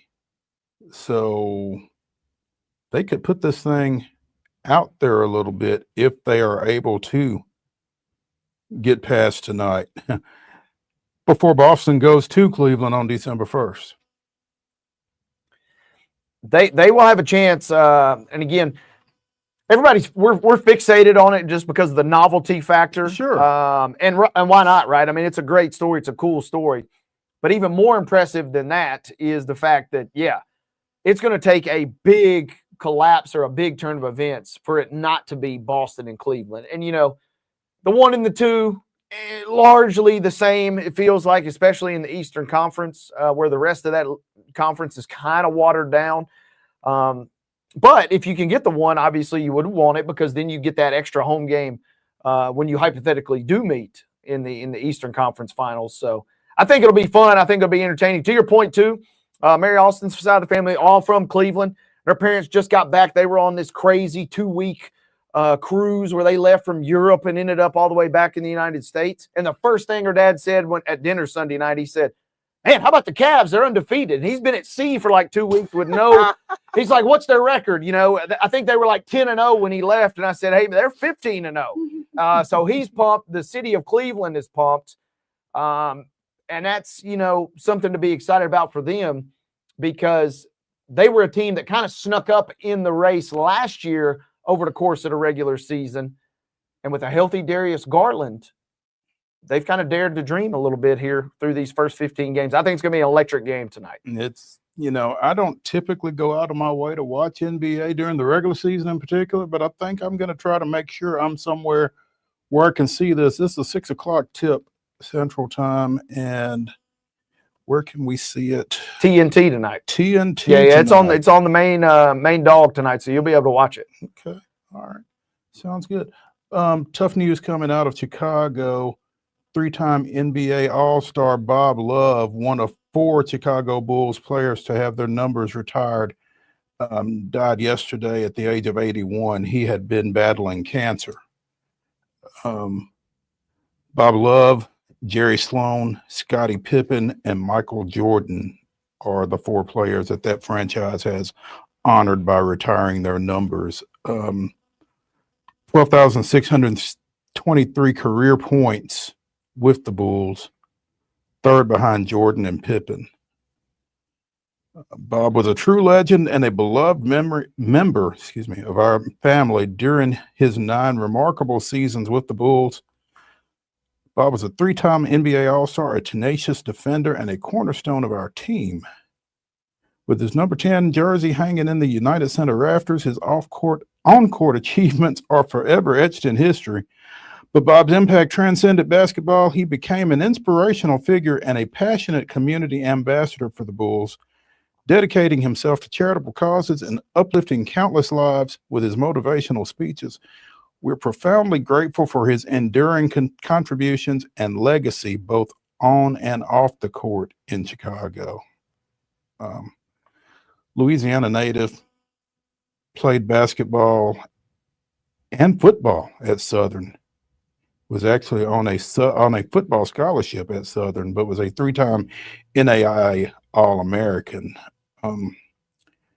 Drafted by the Cincinnati Royals in the 1965 draft. Spent 2 years with the Royals. Picked by the Bucks in the 68 expansion draft before getting traded to Chicago, and his career took off from there.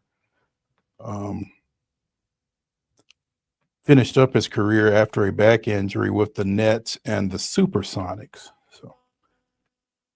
But again, it was obviously with the Bulls that he made his greatest impact on the floor and off the floor as well. So condolences to the Bulls community and to his family. But I mean, that's a name that I remember, you know, growing up back in the time when obviously the NBA wasn't televised nearly as much as it is now. But, you know, Bob Love and you know,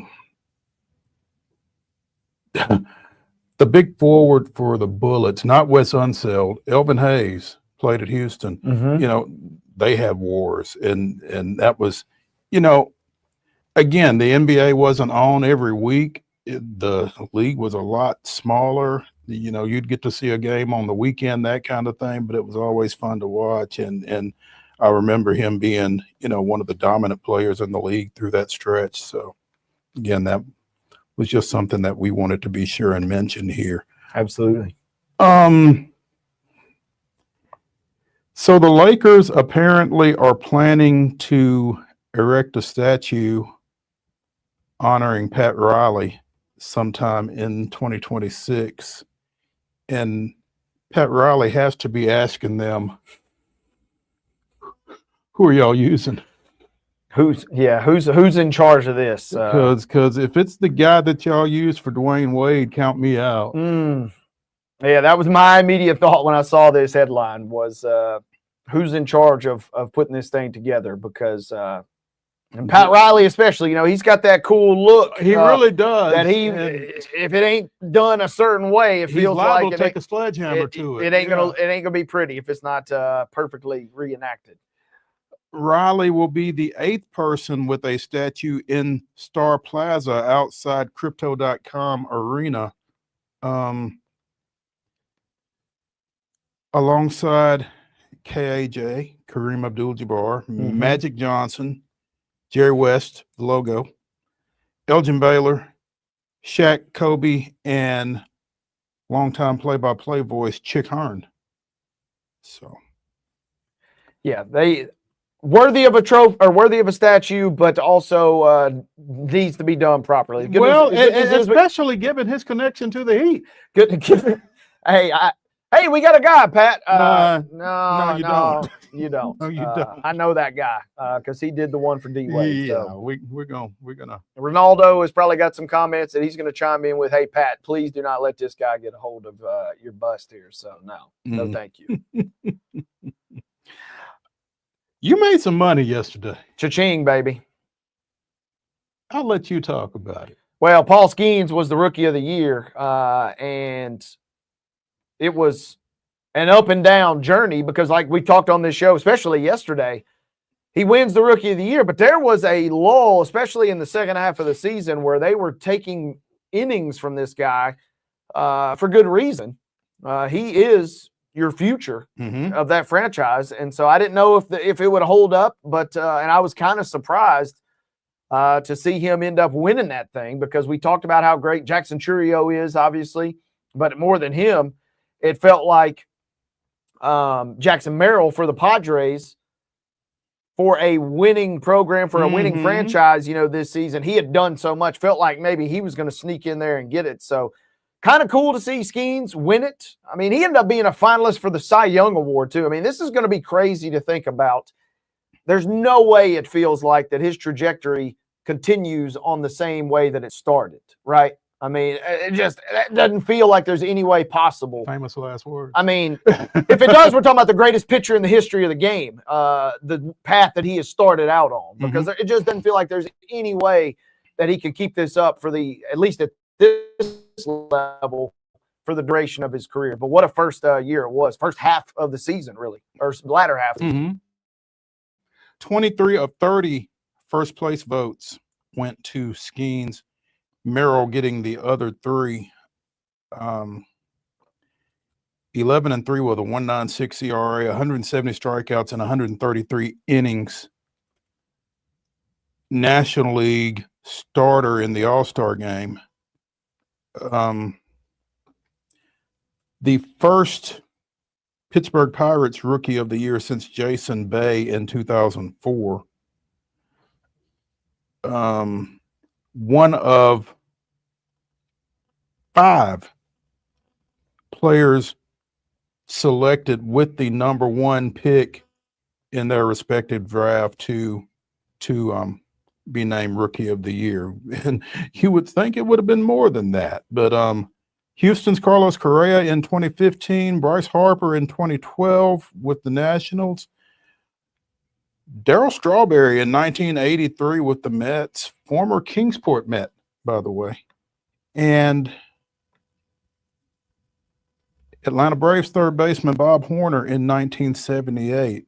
That is the list of previous. No, that's right. That's it. That is the list of previous 1-1s to win Rookie of the Year. That's nuts.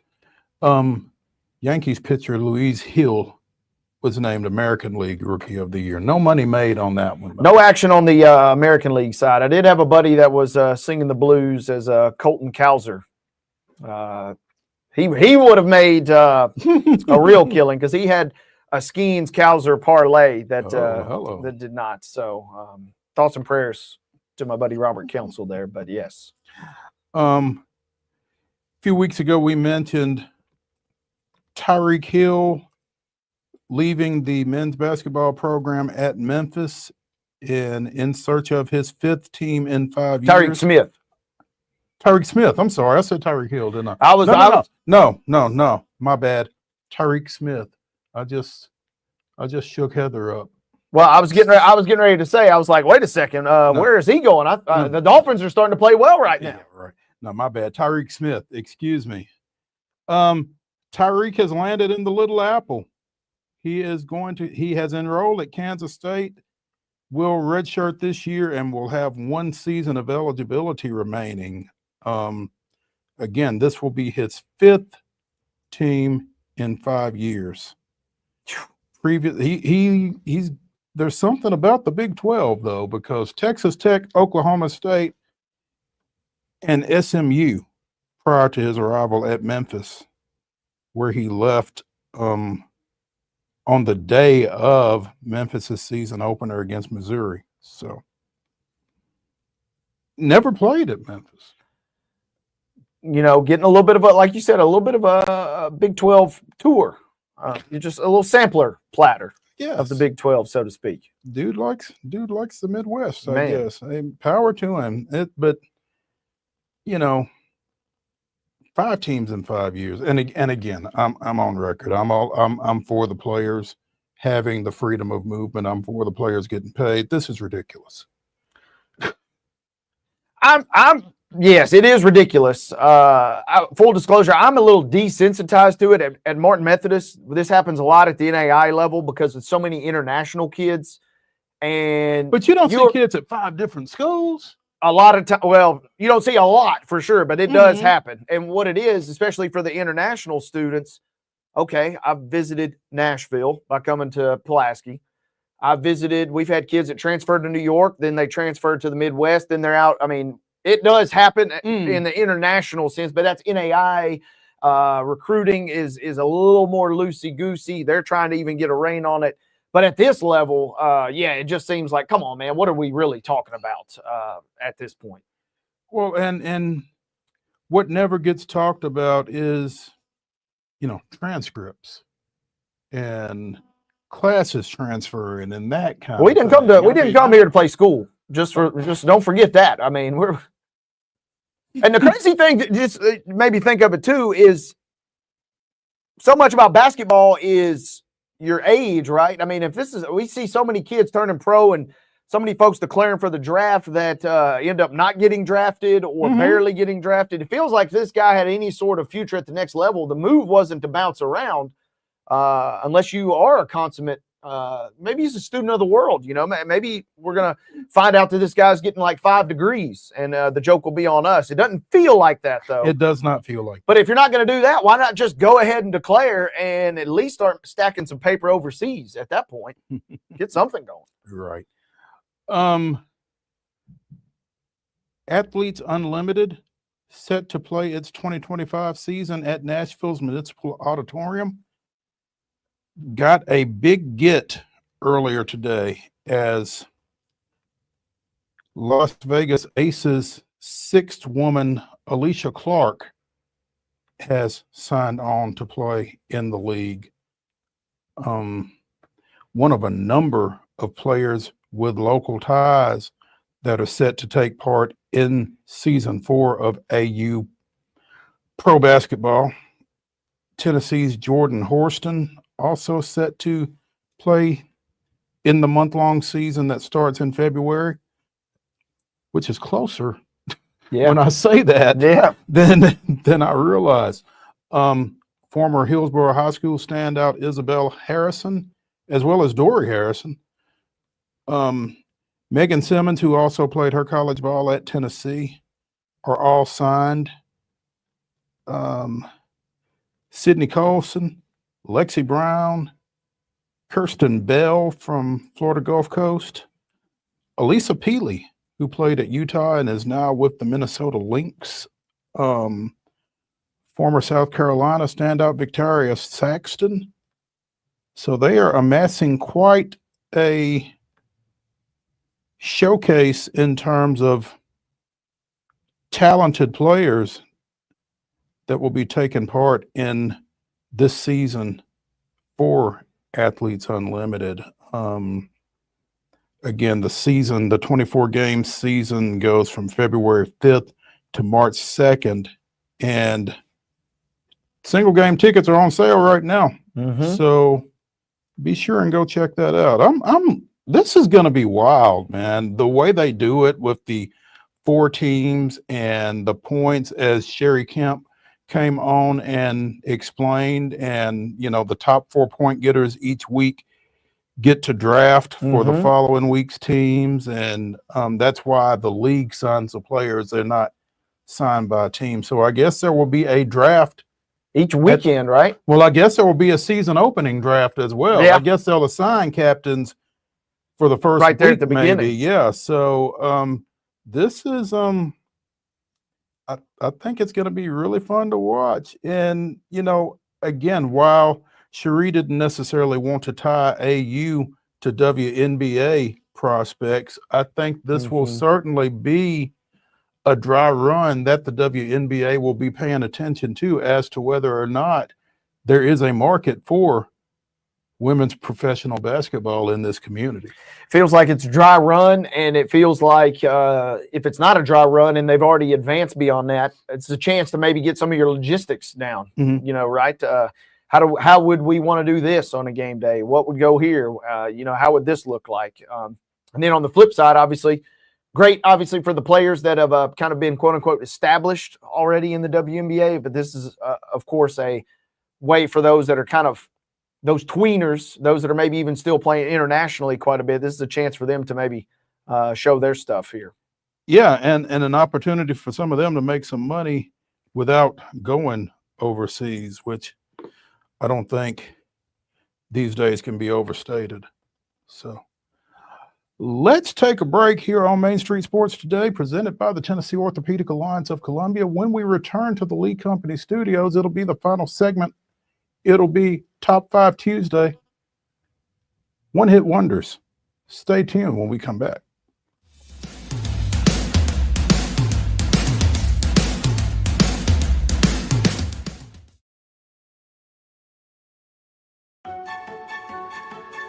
So, you want to be a part of the Busy Bee team, huh? Well, how do you see yourself fitting into the organization? Oh, I get it. You want to be a weather bee.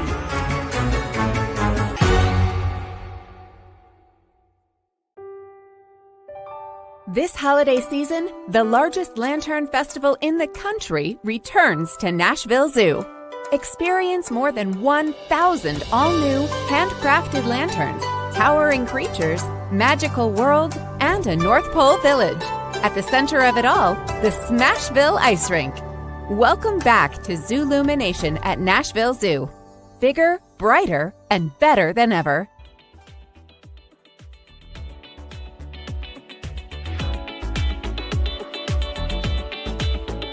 Well, that was quick.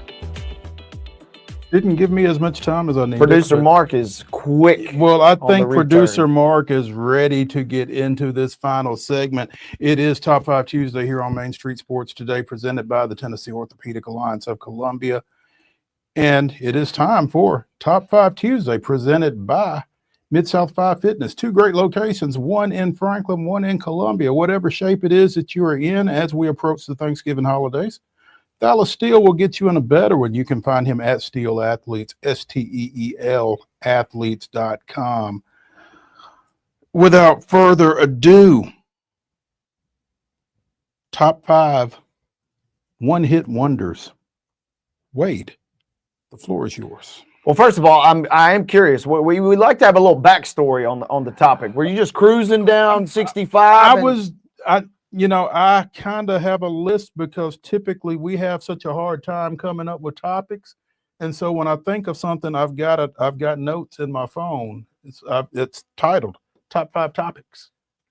And so, when we try to come up with these, sometimes you need something to fall back on. Well, it's a good one. But I didn't know, if you were cruising down and one or two of these had maybe popped on. Like I said, some of these I've listened to a bunch and had to Google who the artist was.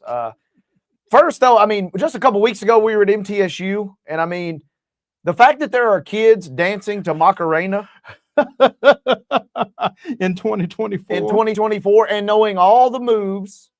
Probably don't know any of the words to the song. Definitely don't know that Los Del Rio. I didn't know. I had to go back and Google that one. But I remember when this comes out, it sweeps the country, sweeps the globe. And here we are in 2024, and kids of young age are still doing the Macarena. That's got to go number one for me.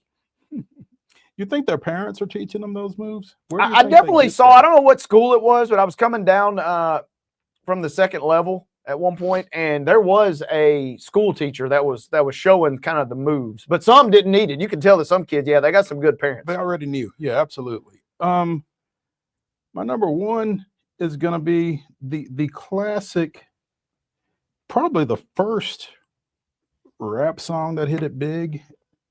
And Sugar Hill Gang, unfortunately, could not back up Rapper's Delight, but that would be my number one. That is a great bop. The first hip hop song by many accounts. So it's a great pull, and I'm glad you said that. A couple of mine are going to be on this list from that realm. Teach Me How to Dougie. I'm a big dance guy too, and my first play-by-play gig was at Blackman High School back in the day, and I remember everybody in the crowd is repping, Teach Me How to Dougie. So the Cali Swag District. Do you know any other songs from them? I do not know any other songs from the Cali Swag District. Me either. So I wonder if John Wall knows any other songs from the Cali Swag District, because whenever you say Teach Me How to Dougie, the first thing I think of is the video of him repping. Yes. Man. So yeah, that to me said, if I don't know any other songs from this group, then they definitely meet the criteria for one hit wonder. So Cali Swag District, Teach Me How to Dougie, number 2. That definitely fits. My number 2, as much of a classic as I feel like this is, it's hard to believe that Arlo Guthrie didn't do anything else that rose to the level of City of New Orleans. Classic. I mean, yeah. I can't think of a ton of others, but no. So, yeah, that would be my number 2.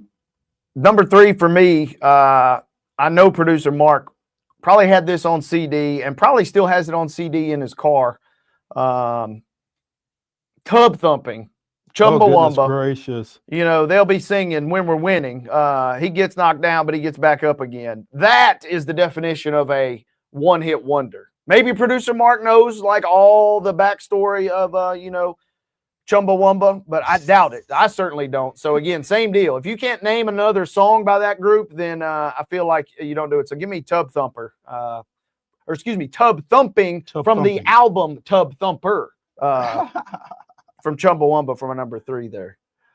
My number 3 is going to be a one-hit wonder from a guy who really wasn't even a singer. Party All the Time by Eddie Murphy. Yeah, baby. Rick James tried to show him up in the music video. He did. He really did try to steal Eddie's thunder in that one. And but no, Eddie held up. That is a classic tune. That is a great pull. Up next for me, I will dial it back just a little bit. Tommy Boy, one of our favorite movies, and if you know the movie, you know the classic "Come On Eileen." The English rock band Dexy's Midnight Runners back in '82. So give me a little "Come On Eileen." Great wedding song as well. Sneaky wedding song for "Come On Eileen." That's my number 4 selection. My number 4. I'm an 80s guy, obviously, and this kind of feels a little bit like a cheat, but Easy Lover by Philip Bailey as a solo artist. Now, I mean, he had a lot of hits and a lot of success with Earth, Wind, and Fire, but as a solo artist, and actually this was a duet with Phil Collins, but Easy Lover is my number 4. Up next and last on the list, man, there's a lot of good ones on here. We'll have to throw some honorable mentions. But, what if I just simply say I got 5 on it?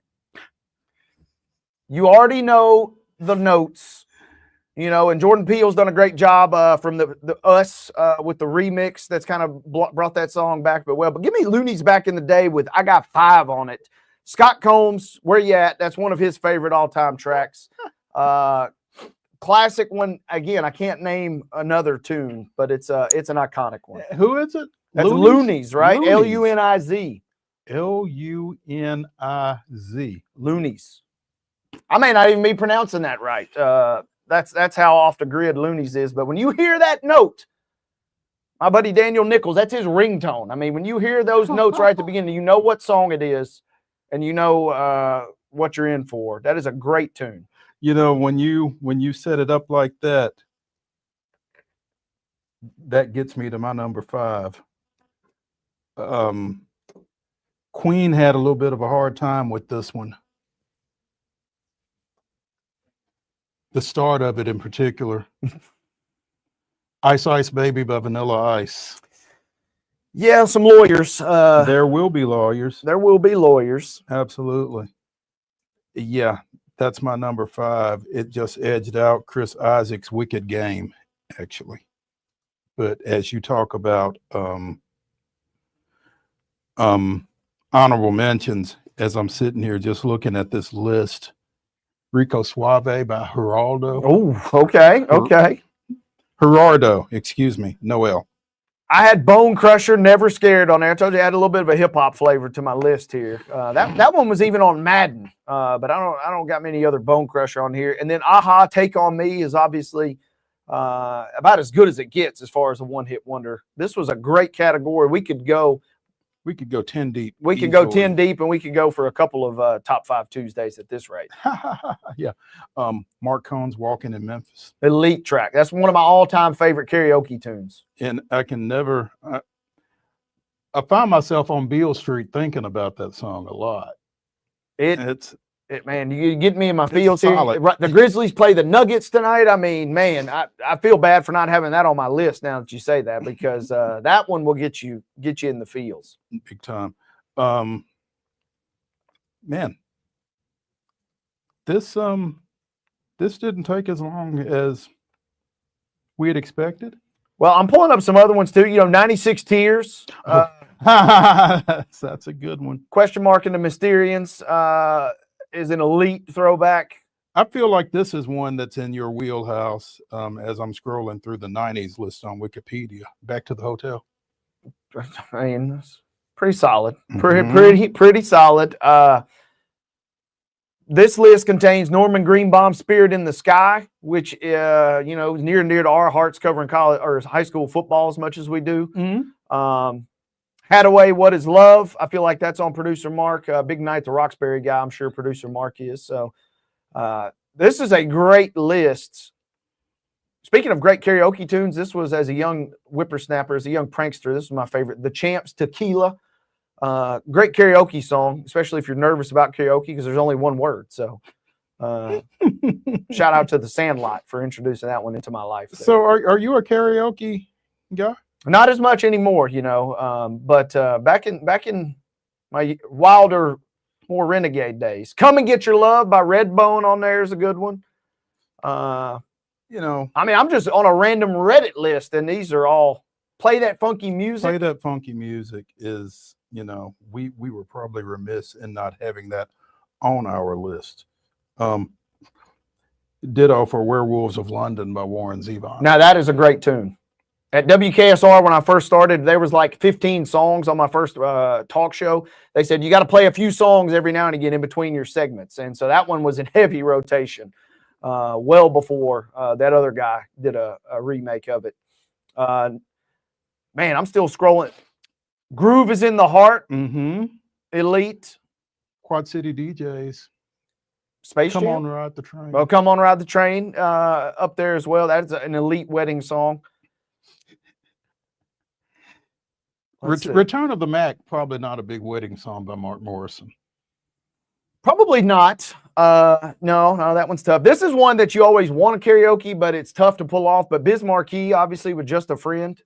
Heineken really makes it over the top in more recent years with their commercials, but tough. And then Crazy Town Butterfly is a good one too. Come, my lady.